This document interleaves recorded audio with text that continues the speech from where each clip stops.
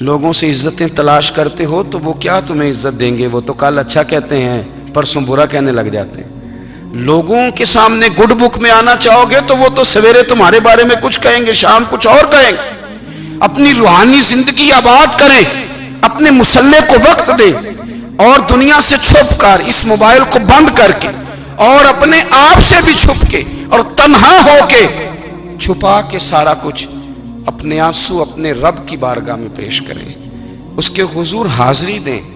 سنو نا ترمذی کی حدیث، اور اسے یاد رکھنا، نبی پاک علیہ السلام نے فرمایا اپنے دکھ لوگوں کے سامنے نہ بیان کرنا، سیٹھوں نوابوں کو نہ بتاتے پھرنا، دنیا داروں کے سامنے جا کے نہ رونا کہ میں تکلیف میں ہوں۔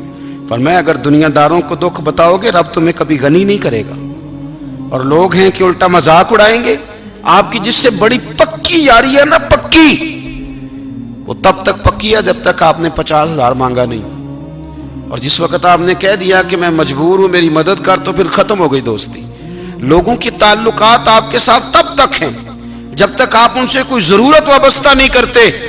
کریم محبوب فرمانے لگے بندوں کے سامنے دکھ نہ بیان کرنا، اللہ تجھے کبھی غنی نہیں کرے گا۔ تو اپنے دکھ اپنے رب کو بتا، تو دعائیں مانگ، تو اس کی بارگاہ میں حاضر ہو، تو اس کے حضور عرض کر۔ فرمایا اپنے دکھ اپنے رب کو بتا، وہ جلدی کرے یا دیر سے کرے تجھے ساری دنیا سے بے نیاز کر دے گا، تجھے کسی کا محتاج نہیں رہنے دے گا۔ اپنے مسلح کو، اپنی دعاؤں، ایک بزرگ فرماتے ہیں میں نے دعا مانگنے کا طریقہ اپنی بیوی سے سیکھا، دعا مانگنے کا طریقہ اپنی، سیکھنے والے تو اپنے بچوں سے بھی سیکھ لیتے ہیں، سیکھنے والے تو ہر ایک سے سیکھتے ہیں۔ وہ کہتے ہیں میں نے دعا مانگنے کا سلیقہ اپنی بیوی سے سیکھا ہے۔ حضرت وہ کس طرح؟ فرمانے لگے میری بیوی نے نا مجھے کوئی کام بتایا، کچھ پیسوں کی ضرورت کے لیے کہا، تو میں نے اسے کہا کہ بھئی ابھی میرے پاس نہیں ہے، کچھ دنوں میں آتے ہیں تو میں دے دوں گا۔ عورتوں کی عادت ہوتی ہے وہ بار بار یاد کراتی ہیں، 2-4 دنوں کے بعد پھر اس نے کہا حضرت وہ میں نے کہا تھا کچھ پیسے، میں نے اسے کہا کہ ابھی میرے پاس نہیں ہے، کچھ دنوں میں ملتے ہیں تو میں تمہیں دے دوں گا۔ اس نے کچھ دنوں کے بعد پھر کہا حضور وہ میں نے کچھ پیسے کہے تھے۔ فرماتے میں نے ڈانٹ دیا، میں نے کہا کہ کیا تو روز مجھے شرمندہ کرتی ہے، کہا نا میرے پاس نہیں ہے، ہوں گے تو دے دوں گا، تو روز یاد کراتی ہے۔ فرماتے ہیں اس نے پہلے تو میری ڈانٹ کو سہا، پھر میرے سخت جملوں نے اس کی آنکھوں میں آنسو پیدا کر دیے، پھر اس نے اپنے آنچل میں اپنے اس دکھ کو سمیٹا، اور پھر اس نے ایک جملہ کہا تو میں رو پڑا، اور مجھے اپنے رب سے مانگنے کا طریقہ آ گیا۔ مجھے کہنے لگی حضرت جی آپ نے ڈانٹ دیا میں نے سہ لیا، پر آپ ہی میرے شوہر ہیں، بتائیں نا آپ سے نہ کہوں تو میں کس سے جا کے کہوں۔ فرماتے ہیں میں رو پڑا، اور میں کھل کے رویا، اور میں تڑپ کے رویا، اور پھر میری سسکیاں بند گئیں۔ تو مجھے کہنے لگی آپ کو کیا ہوا؟ میں نے کہا مجھے بھی دعا مانگنی آ گئی ہے، جب میں اسے کہوں گا نا اللہ تو ہی میرا رب ہے، میں تجھ سے نہ کہوں تو میں کس سے جا کے کہوں؟ میں کیوں کسی بندے سے سوال کروں؟ میں کیوں کسی دنیا دار سے کہوں؟ میں تیرے بندوں کا، نیک بندوں کا وسیلہ لے کے، تیرے محبوب کی غلامی لے کے تیری بارگاہ میں آیا، تجھ سے نہ مانگوں تو کس سے مانگوں؟ سمجھ آ گئی ہے؟ جب میں اس رنگ میں مانگوں گا تو پھر رب میرے اوپر بڑا ہی فضل فرمائے گا، وہ میرے اوپر بڑی رحمت کرے گا، وہ میرے لیے آسانیاں کرے گا۔ عزیز دوستو، ہم اس طرح کرنے لگ گئے ہیں کہ ہم نے نا اپنے تعلقات پر اعتماد کرنا شروع کر دیا ہے۔ میرے تعلقات بہت ہیں، ہم نے اپنی دولت پر اعتماد کرنا شروع کر دیا ہے، میرے پاس دولت بہت ہے۔ ہم نے اپنے علم پر، اپنی شہرت پر اعتماد کرنا شروع کر دیا ہے کہ میرے پاس فلاں چیز بہت ہے۔ یاد رکھنا جب بے نیاز اپنی صفت بے نیازی دکھاتا ہے تو بڑی بڑی دولتوں والے مجبور نظر آتے ہیں۔ بھائیو جب انسان کا رشتہ اپنے مالک کے ساتھ ہوتا ہے پھر تو غم بھی کچھ نہیں کہتے، پریشانیاں بھی کچھ نہیں کہتی، پھر تو زندگی صبر والی، پھر تو زندگی توکل والی، پھر تو زندگی بھروسے والی، پھر انسان اپنے آپ کو رسوا نہیں کرتا، دنیا داروں سے امیدیں اس کی ختم ہو جاتی، امیدیں اللہ رسول سے لگا لیتا ہے، مضبوط ہو جاتا ہے، مضبوط، طاقتور ہو جاتا ہے، خوددار ہو جاتا ہے، باوقار باعزت ہو جاتا ہے۔ حضرت بہلول دانا رحمت اللہ علیہ بیٹھے تھے تو ہارون رشید حج کر کے آ رہا تھا، تو رستے میں حضرت شیخ سے ملاقات ہو گئی تو السلام علیکم کے بعد کہنے لگا حضور کوئی حکم ہو تو بتائیے گا. تو حضرت بہلول دانا فرمانے لگے تیرا رب کون ہے؟ اس نے کہا اللہ. تو فرمایا میرا کون ہے؟ کہا اللہ. فرمانے لگے تو بڑا ہی بیوقوف ہے، کیا تو یہ سمجھتا ہے کہ رب ہارون رشید کو تو دے گا اور بہلول دانا کو بھول جائے گا؟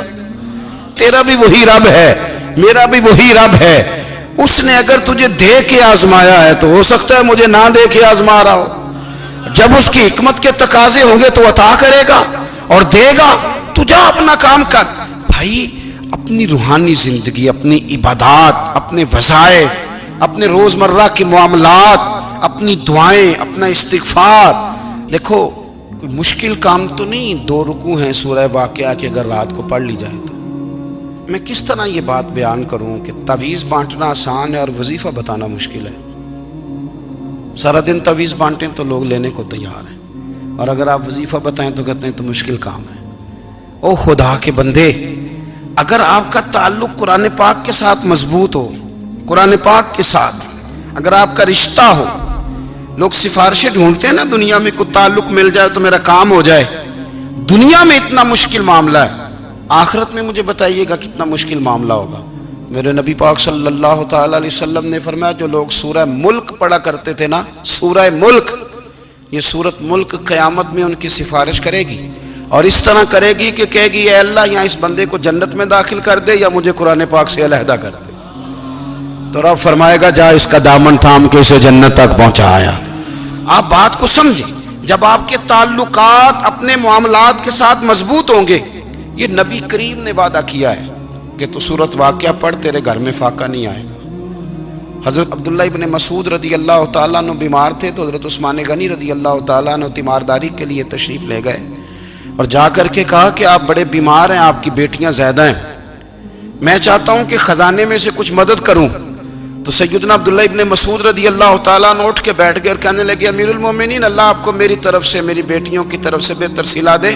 میری بیٹیوں کو کسی خزانے کی ضرورت نہیں، میں نے انہیں خزانہ دے دیا ہے. کہا جناب آپ نے کون سا خزانہ دیا ہے، میں آپ کے مالی معاملات کو جانتا ہوں. تو فرمانے لگے امیر المومنین، میرے نبی کریم نے فرمایا ہے جو سورت واقعہ پڑھے اسے کبھی فاقہ نہیں آتا.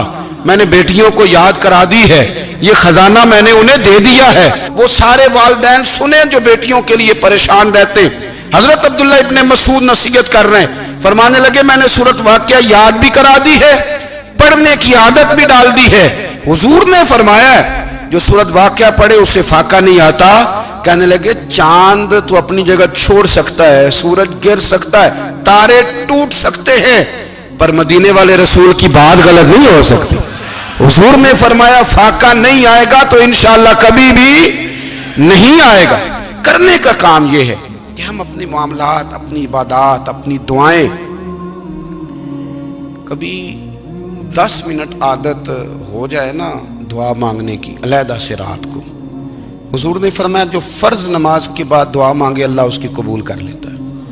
نبی پاک صلی اللہ تعالی علیہ وسلم نے فرمایا اللہ مسافر کی دعا قبول فرماتا ہے. حضور نے فرمایا اللہ مظلوم کی دعا قبول فرماتا ہے. حضور نے فرمایا بیمار سے دعا کراؤ اللہ اس کی دعا قبول فرماتا ہے. میرے نبی پاک نے فرمایا ماں باپ جب بھی اولاد کے لیے ہاتھ اٹھائیں، ویسے تے بلے شاہ تو آسمانی اڈ دیا ہی پھڑ دیں، جڑا گھر بیٹھا انہوں بڑھیا ہی نہیں. حضور فرمانے لگے ماں باپ جب بھی اولاد کے لیے دعا فرمائیں اللہ ان کی دعا کو قبول کرتا ہے.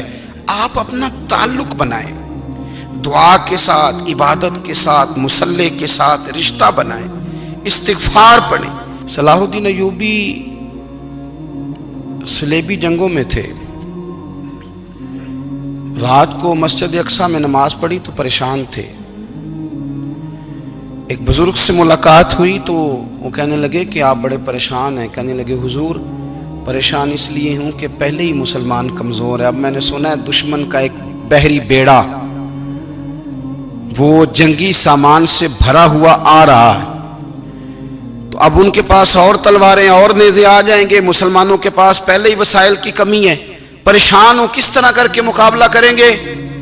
یہ بات کہتے ہی صلاح الدین ایوبی نے بزرگوں سے کہا حضور آپ بھی دعا کرنا، دعا کی بڑی طاقت ہے. میرے نبی پاک نے فرمایا دعا مومن کا ہتھیار ہے، دعا مومن کا، دعا مومن کا۔ حضور نے فرمایا تقدیر کو سوائے دعا کے کوئی چیز نہیں بدل سکتی، دعا مومن کا ہتھیار ہے، یہ کافر کے پاس کوئی نہیں، یہ ہتھیار ہے مومن کا۔ اللہ کرے آپ کو سمجھ آئے، پھر سنیں، کئی بار کہہ چکا ہوں یہ ہتھیار ہے۔ کافر کے مقابلے میں جو تیرے پاس سب سے بڑا ہتھیار ہے وہ دعا ہے۔ دعائیں کرانی چھوڑ دی، کرنی چھوڑ دی، لینی چھوڑ دی۔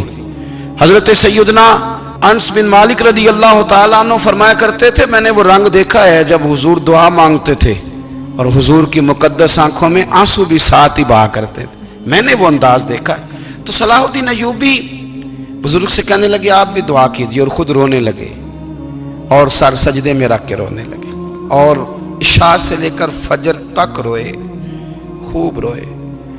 صبح وہ بزرگ آئے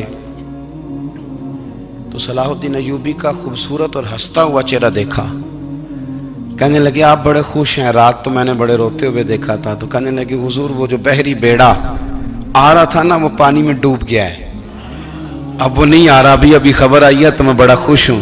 بزرگ کہنے لگے اٹھ سینے سے لگ اور سن ایک بات، وہ بحری بیڑا پانی میں نہیں ڈوبا، وہ تیرے آنسوؤں میں ڈوب گیا ہے۔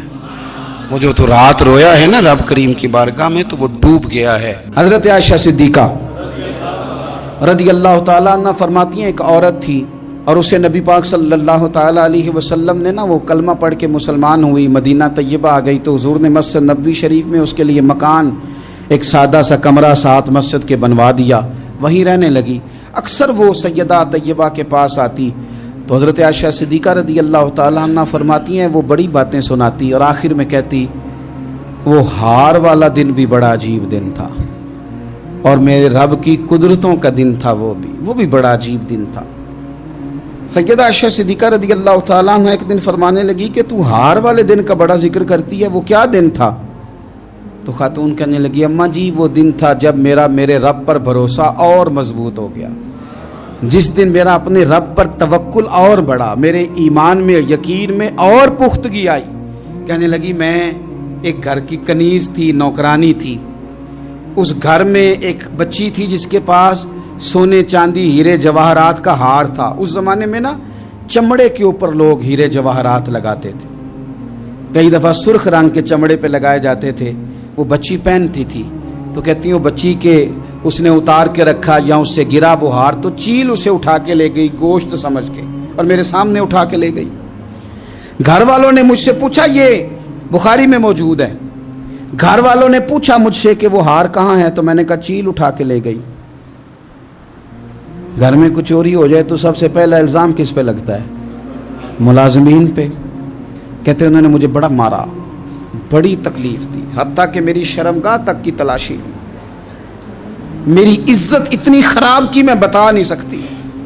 میں نے اپنی زندگی میں ایک واقعہ دیکھا، ایک امیر گھر میں چوری ہو گئی، ملازم کو اتنا مارا کہ وہ چارپائی پہ پڑ گیا، پولیس والوں سے اتنی مار پڑوائی گئی کہ وہ بیچارہ چارپائی پہ پڑ گیا، اور پھر وہ اتنا بیمار ہوا اور کچھ دنوں کے بعد پتہ چل گیا کہ چور تو اپنا بیٹا ہے ان کا، پھر اس کا انتقال ہو گیا۔ اب وہ سیٹھ صاحب اور گھر والے آ کے نا مرنے والے کے کان میں معافیاں مانگ رہے ہیں، کان میں۔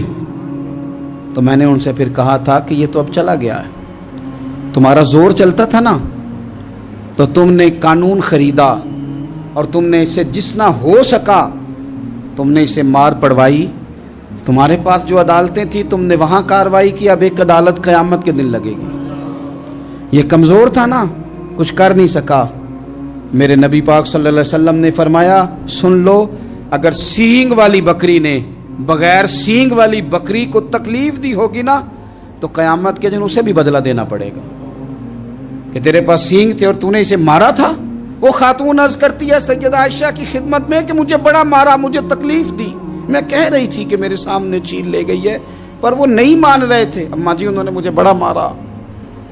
حضرت عائشہ صدیقہ کہتی ہیں پھر کیا ہوا؟ کہنے لگی اماں جی جب کوئی میرا مددگار نہ رہا، مجھے تکلیف دے رہے تھے، رسوا کر رہے تھے، تو میں نے اپنے رب سے مدد چاہی، میرے رب کی طرف میں نے توجہ کی، میں نے کہا مالک اب تو ہی میرا مددگار ہے، कहती है वो मुझे मार रहे थे तो वो चील जो हार ले गई थी वही लेके वापस आ गई, और हमारे सरों के करीब ला के उसने जब उस हार को फेंका, वो मुझे छोड़ के साइड पे हुए, वो मेरी बेगुनाही जान गए। लेकिन आपको बताऊं, उस दिन से मेरा अपने रब पर यकीन और बढ़ गया। मुझे समझ आ गई कि जब इंसान पूरा टूट जाता है और जब कोई चारों जानिब उसका मददगार नहीं होता, तो रब तो होता है ना, अल्लाह तो उसका मददगार होता है ना, वो तो फिर अपने उस बंदे की मदद करता है ना, फिर वो तो तवानाई देता है ना, वो तन्हा नहीं छोड़ता, वो तो आंसुओं वालों के आंसुओं पे बड़ा करम फरमाता है, वो तो कसम पुरसी में आ जाता है, उसकी रहमत बढ़ के इस्तकबाल कर लेती। ओ मेरी मिल्लत के जवानों, मज़ा नहीं आ जाता जब सारी दुनिया सोई हो, सारी दुनिया, और बिस्तर भी गर्म हो और नींद भी पूरा गलबा कर रही हो, और अचानक घंटी बजे दिमाग में, आंख खुले, घड़ी पे नजर पड़े, 3:30-4 बजे का पैगाम घड़ी बताए, और कोई चढ़ती जवानी वाला उठ के वुजू करे, और जब वो मुसल्ला खोल के बिछाए तो मदीने वाले महबूब कहते हैं कि हर नमाज पे रब सवाब देता है, और जो उठ के तहज्जुद की नमाज पढ़े उसे देख के तो रब मुस्कुराता है, जो उसकी शान के लायक है, जो उसकी शान के लायक, वो मुस्कुराता है, खुश होता है कि मेरा बंदा तहज्जुद में उठ गया, वो मुस्कुराता है। काश हमारी सुबहें कभी अपने मालिक के नाम हो जाएं, काश के सुबह। हजरत अबुल हसन रहमतुल्लाह ताला अलैह हजरत माज इब्ने जबल रदी अल्लाह ताला अन्हु के पास बैठा करते थे। फरमाते हैं उनसे जो प्यार बढ़ा तो फिर मेरा मुसल्ले से भी बढ़ गया। ताबिएं फरमाते हैं सहाबी रसूल से मोहब्बत हुई तो जिक्र से भी हो गई, फिर दुरूद शरीफ से भी हो गई, मोहब्बत उनसे बढ़ी तो फिर अल्लाह ने मस्जिद का प्यार भी बढ़ा दिया। आप फरमाते हैं कि मेरी हर वक्त तबीयत चाहती थी कि बस अल्लाह अल्लाह करूं, बस अल्लाह अल्लाह करूं, बस ना मैं ज़रा थोड़ी जान छुड़ाऊं लोगों से, कुछ 10 मिनट मिले तो मैं कुछ 4 नफल पढ़ लूं, मैं थोड़ा सा ना बचूं लोगों से, और मुझे तस्बीह मिले तो मैं ना कुछ 400-500 दफा इस्तिगफार पढ़ूं, सुभान अल्लाह, अल्हम्दुलिल्लाह, अल्लाहु अकबर, ला हौला वला कुव्वता इल्ला बिल्लाह, मैं ना तस्बीहात पढ़ूं। फरमाते हैं कि बच्चे थे घर में 6-7, गुर्बत थी, काम मिलता कोई नहीं था, और मैं काम चोर नहीं था, काम ढूंढता था, पर अल्लाह की कुदरत के काम नहीं मिलता था। फरमाते हैं कि मैंने एक दिन अपनी अहलिया से कहा कि आज मैं फिर जाता हूँ काम ढूंढने, तो मेरी बीवी बड़ी फर्मा बरदार थी, पर उस दिन ना गुर्बत के हाथों तंग आके कहने लगी, आज नाना कोई तू चीज़ लेके आया, तो मुझसे बच्चों की भूख नहीं देखी जाती है, सब रोगां दा रोग मुहम्मद जिसदा नाम गरीबी, कंड बुला के लंघ जाते नहीं दोस्त यार करीबी, आज ना कुछ लेके आया तो मैं बच्चे लेके मेके चली जाऊंगी। शेख फरमाते हैं कि मैं बड़ा परेशान घर से निकला, पर मैंने सुबह से लेके जोर तक काम ढूंढा, काम मिला कोई नहीं, तो मेरे दिल में ख्याल आया चलो काम नहीं मिलता तो अल्लाह अल्लाह तो करे ना, चलो बंदों की मजदूरी नहीं मिलती तो रब करीम की इबादत ही करते हैं। फरमाते हैं कि मैंने ना फुरात के पानी से वुजू किया, नहर के, शदीद धूप थी, साथ रेत थी और रेत तप रही थी, मैंने अपना रुमाल वहीं मुसल्ला के तौर पर बिछा लिया, और फरमाते हैं कि जोर से लेकर असर तक नमाज पढ़ी, धूप भी पूरे जोर पे, पर मेरे सजदे का ज़ौक़ भी पूरे जोर पे। फरमाते हैं सूरज भी चमक रहा है और रब की इबादत का ज़ौक़ भी पूरे जोर पे, मैं सजदा करूं तो फिर मेरा उठाने को जी ना चाहे। मेरे उस्ताद लिखा करते थे, ये उनका शेर है, वो कहा करते थे मुझे सोज दे, मुझे साज दे, और मुझे नीम शब का न्याज दे, दमे सजदा खुद को मैं तोड़ दूं, मुझे ऐसा ज़ौक़ नमाज दे। और मैं तेरी बहार का फूल हूं, मैं खिला भी हूं तो तेरे लिए, मुझे मेरी शाख से तोड़ ले, मुझे अपनी जुल्फ का नाज दे। भाई फरमाते हैं कि असर तक मैंने नफल पढ़े, दिल ढलने लगा, असर की नमाज पढ़ी और मैं वहां से चला।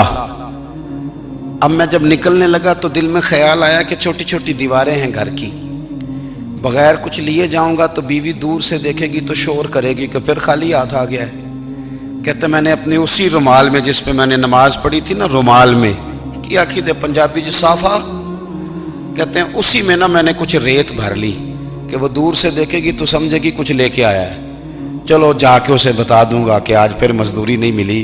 कहते हैं वो रेत लेकर जब मैं घर में गया तो पहले बीवी दरवाजे पे खड़ी होती थी, पूछती थी खाली हाथ आ गए हो, आज मैंने देखा तो है ही कोई नहीं। फरमाते हैं मैं अंदर दाखिल हुआ, सलाम लिए, कोने में मैंने वो रुमाल रख दिया और मैंने आवाज दी कि भली मानस कहाँ हो? तो वो कहने लगी आप मुंह हाथ धो ले, मैं रोटी लेके आई।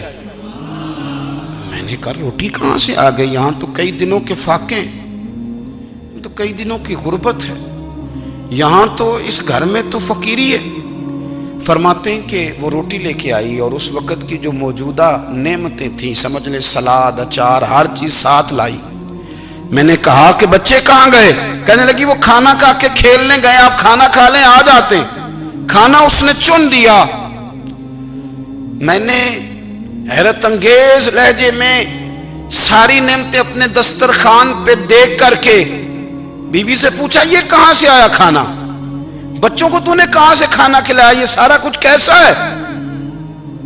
तो कहने लगी पता नहीं आज आप किस करीम की मजदूरी करने चले गए थे, पता नहीं किस करीम की, मेरे घर में तो इतनी नेमतें आई हैं कि मुझसे संभाली नहीं जा रही, इतना अनाज है, इतना गंदुम है, किस करीम के दरवाजे आज चले गए थे?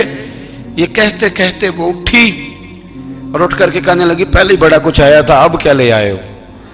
और जा करके ना उसने वो रेत वाला रुमाल खोला, कहने लगे मैं तो लेके आया था रेत, तो मेरे रब ने उसे भी सोने और हीरे बना दिया था। जब आपकी तवज्जो अल्लाह की जानी, मेरे नबी पाक सल्लल्लाहु ताला अलैहि वसल्लम ने फरमाया हर चीज अपने रब से मांग, हर चीज मांग, हर चीज मांग। या रसूलल्लाह क्या कुछ? मेरे महबूब ने फरमाया तेरे घर में नमक भी खत्म हो जाए तो वो भी अपने रब से मांगा कर, तू मांगना वो तुझे देगा, तो उसकी बारगाह में कशकोले तलब दराज तो करना। और तिरमिजी शरीफ में अजीब लफ्ज है, रसूल कायनात ने फरमाया, रब करीम फरमाता है जब मेरा बंदा हाथ उठाता है ना तो मुझे हया आती है कि मैं खाली कैसे लौटा दूं इसके।